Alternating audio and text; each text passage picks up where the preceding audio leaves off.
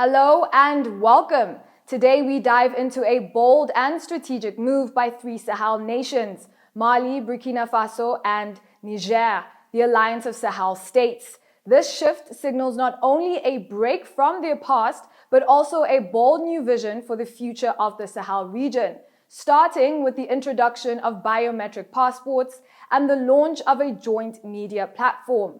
What does this mean for the region? How might it shape the future for these nations and for Africa at large? Let's break it down. First, let's talk about the new biometric passports. What's the significance of introducing these passports now? And why does this move matter? Well, this is more than just a change in travel documents. It represents a deeper political and strategic shift. Mali's military leader, Assimi Goïta, made it clear. These passports are part of a broader effort to harmonize travel within the newly formed AES bloc, which also includes Burkina Faso and Niger. But beyond that, it's a message. These countries are signaling their growing independence from ECOWAS following their departure earlier this year. They're saying we are forging our own path. But what does this mean for ECOWAS and for the larger region? Are we seeing a permanent fracture in West Africa's unity?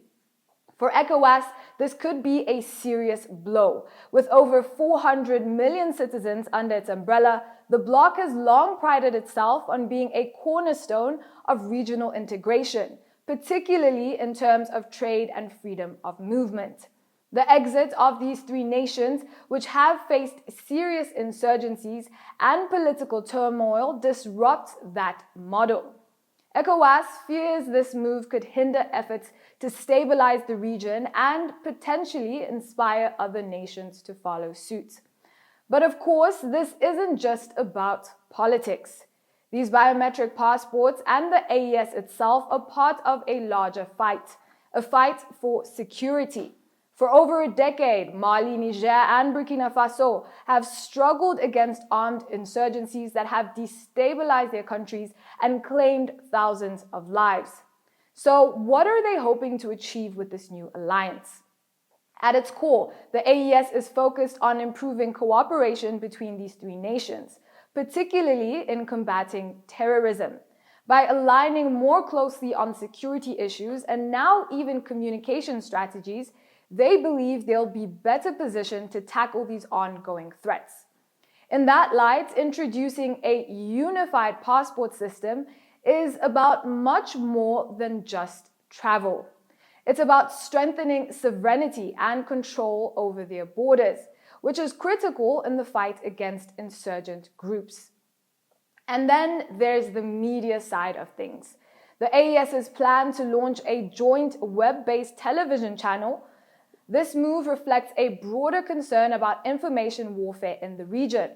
Over the past couple of years, French media outlets have been increasingly sidelined or even banned in these countries, as many in the AES believe that the narrative coming from Western media is biased, particularly regarding their governance and military actions. By creating their own media platform, they aim to take control of their story. As we've seen with other nations, controlling the media space is a crucial element of both governance and legitimacy. The AES sees this platform as a way to project unity, push back against disinformation, and strengthen their global narrative.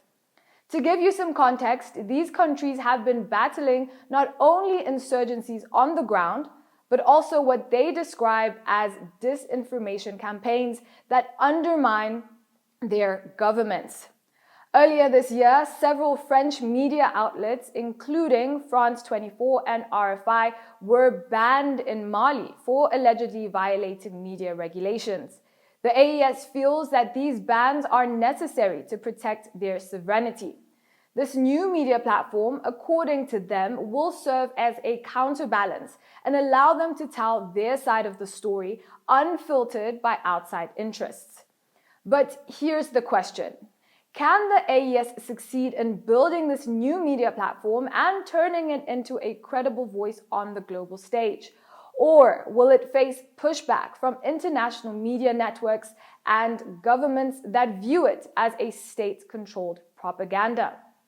It's a delicate balance. The AES will need to walk a fine line between ensuring credibility and transparency while also maintaining control over their narrative. Historically, government-run media outlets have struggled with this, often facing accusations of censorship and bias. But the AES is banking on the idea that with enough coordination and clear communication, they can present a unified and compelling vision for the region. In the bigger picture, this is not just about 3 countries breaking away from ECOWAS or launching a TV channel. This is about the broader theme of African self-determination.